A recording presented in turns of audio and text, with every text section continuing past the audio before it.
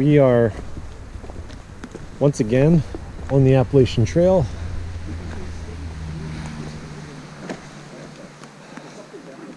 And there's where you cross the road.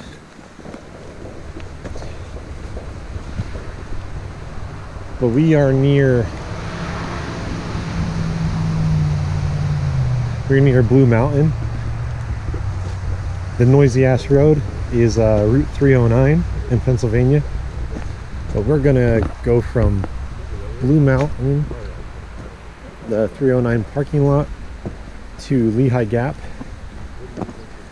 and this will complete another section for me, linking up to where we left off when we've done the gap in the past, and came to the realization that after this hike I will be over halfway done with PA. So off to a pretty good start with that. Back in January, Panda and we decided to make the effort to finish PA this year, and I don't think that's going to be a problem.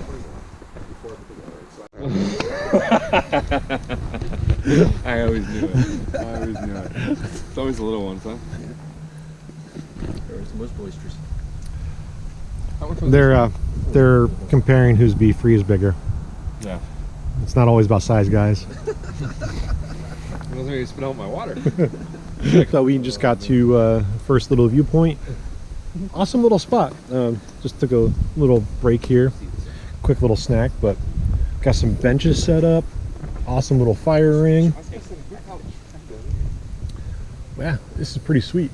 You might be able to get like a tent there and squeeze a few hammocks in, but we're not very far into our hike, so it's way too early to even think about stopping.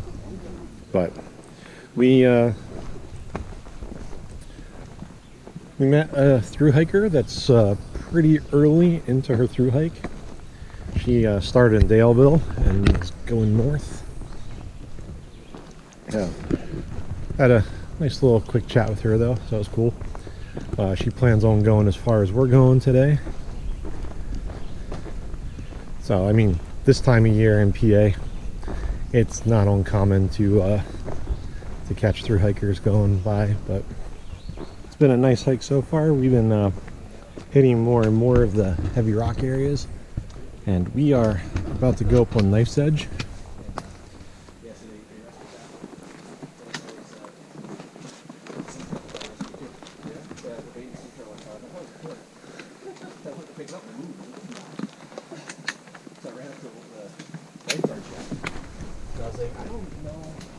What I'm supposed to do? Did you? I'm like, no, I know not to do that. And they're like, okay. So they came out and picked it up. They called the wildlife refuge. And they picked it up and like, we'll keep it. Got whacked by the water bottle. I should probably flip that to the back, out of the way. Because they rocked up in the tire. Yeah. So they bring them back. Ah, that's a pretty cool spot. I like the way it brings you up on it. Let's see. I don't know if they keep the pole out or not. I'm gonna keep mine out. For now, anyway. Snap a few pictures before I jump up there. Alright. I think I'll leave this run for right now. Bring you guys along for the ride.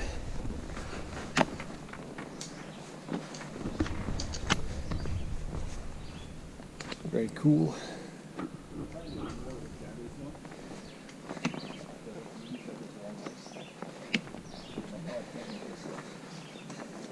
Oh yeah, that's like you just gotta pretend you're following me.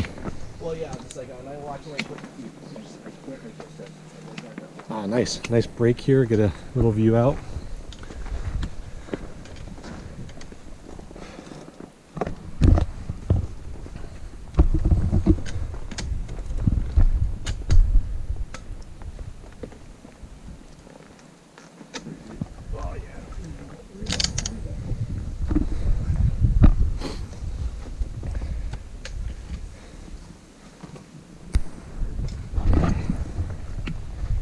Man, I thought my footage was jerky from the last trip coming up through here. It's like, Yeah, well, they all move, and everyone you step on is like a different angle. that is an awesome view. Well, we are done with Knife's Edge, and came a little further down through more of the heavy rock area. I filmed a little bit that I did at Knife's Edge, but the funny thing is, right where we stopped and right where I stopped my camera, we were enjoying the view, and I decided to just kind of look around to see if there were any snakes, and right underneath the rock where Shadoe was standing, there's a copperhead. It was really chill, just kind of laying there, just watching us. But yeah, we stood there for a while. We heard other hikers, so we took the time to just chill and warn them. But yeah, the thing didn't even move. I think the most it did was like flick its tongue. But we're gonna stop, have lunch. It's about 12:30 now. Trail just keeps going right there. We have this view for our lunch, so it's a good spot. We are on the last little stretch up the Bake Oven Knob. We just crossed the dirt access road and walked through the parking lot, so it's not too far of a walk. Bake Oven Knob, it's a big, like, almost like a tourist spot. People just drive and do the short walk in. But because of that, in the past, it's had a lot of graffiti issues, which apparently have been cleaned up, so we'll see when we get there. Some people already out here. I mean, there's a good amount of cars in the parking lot. Nothing crazy, but there's still, again, it's a popular spot for people just to come and check out, so. And easy access, relatively speaking.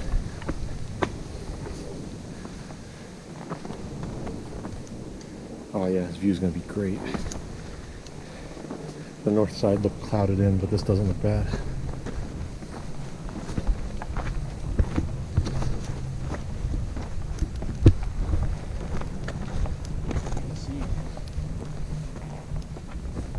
think we're gonna go to the shelters down there. We're gonna take a look at that. He doesn't know what he's talking about.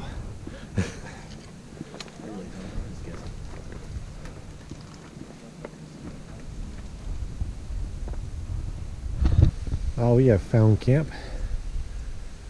We're not too far away from the shelter. I wasn't aware of it, but Kurt has done part of this section before. But the shelter area here doesn't really have much in the way of campsites. You could squeeze a few tents right in by the shelter where the picnic table is, but that's probably about it.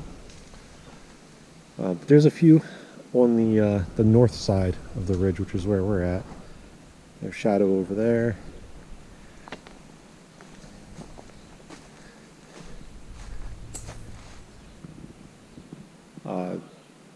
He is all set up for potential rain. We all are. The forecast originally called for rain all day. That kind of changed, and now it looks like there's a chance we might see some. So tarps are ready. I have well, we're all rocking Hemlock stuff. So Hemlock's big tarp right there. The Dyneema tarp is almost the same size, and it has the same configuration with the tie outs. But to not sacrifice my view, I pulled my corners in with a little extra line from one of my stakes. It's something I was thinking of the last time I pitched this thing in door mode. The overnight temps have changed a little bit. I have my 30-degree under, and I have like roughly, it's a cheap like double black diamond quilt that I use in the summer. I've taken that down to like 40s. I don't remember how low. So that should be good for tonight, but the low shouldn't be any lower than like mid 40s. We've been at camp for a little while and been keep an eye on like some of the pocket storms that have been going around us. Like everything's just gone and skirted the area the whole day. We were sitting in the hammock chairs and Kurt's checking the radar, and all of a sudden sees like a storm cell moving towards us, and there's like hail and all kinds of stuff involved. And then it got really sunny, but the temp dropped quite a bit, and it's gotten really dark. Like, I know it's not, the camera always makes it look brighter than it is, but it was really sunny, and like all over there it really got dark, and it really picked up with the wind. So we put all our seats away, everything's underneath the tarps, and just in case it happens, we'll be able to keep everything nice and dry. But and if not, then we just bring everything back out. But it's still too early in the day, and I personally did not want my seat to get all wet for lounging out later on, because the way the storm cell looks, it looked like it, if it does hit us, it's not going to last super long. But yeah, but it's been awesome. It's been a really nice afternoon. We don't normally get to camp this early, so getting to lounge and just BS is sort of a luxury. So just been enjoying it.